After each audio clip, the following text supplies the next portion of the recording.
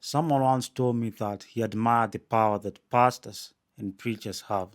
He said that one day he would love to be like them. But then he told me that there was one problem. He said he listens to preachers share their testimonies, and some of them sound very interesting. Some are once thieves, liars, or drunkards, but God saved them and completely changed their lives. When I look at my own life, there is nothing like that. My testimony will be very boring. So, this is what I'll do. I'll first commit many sins, and when I'm done, I'll then get born again. That way, when I'm a pastor, I'll be preaching and I'll have an interesting testimony. Some Christians talk about their past life and sins with pride, almost as if those sins were achievements, sort of giving the vibe of the good old days.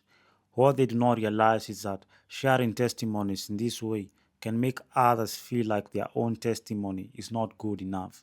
It can make people think that they need to sin more fast in order to feel truly forgiven. But you do not need to commit sins in order to feel saved or be saved. Jesus did not come to save us from sins, He came to save us from sin.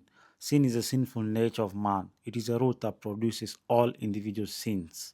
This is why everyone is guilty before God. The murderer and the one who tells lies, the weight of their sins may be different, but they are all equally guilty before God. All acts of sin, now what I'm calling sins, come from the same source, that is sin. Now the sinful nature, which is the same and exists in all human beings. A liar is no better than a murderer, because the same sinful nature that produces lying also has the potential to produce murder, and that sinful nature that caused the murderer to kill is still present in the liar. So you do not need to commit dramatic or extreme sins to experience real transformation. As long as a person carries the sinful nature, they have the potential to become a liar, a thief, a murderer, and more. That alone is enough reason to deeply appreciate forgiveness. We are all equally guilty before God. There is no need to commit any specific sin in order to feel forgiven or transformed. It is okay to have a boring testimony. It is better to have never drank alcohol than to have drunk and then be born again. It is better to have never slept around than to have slept around and then be born again. It is better to have never gone to world parties and clubs than to have gone to world parties and then get saved.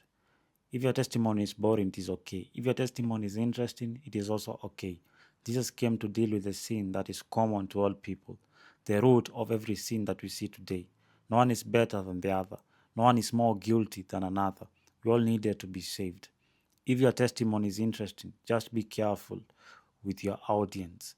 A testimony can be a powerful tool for evangelism, but it can also be destructive if shared carelessly. Let your testimony serve those it can serve best. If you were once a drunkard, share that with those addicted to alcohol. Your testimony will be very powerful to them. But those same testimonies may not be as effective to some audiences like school-going children. If you found this video helpful, like and subscribe.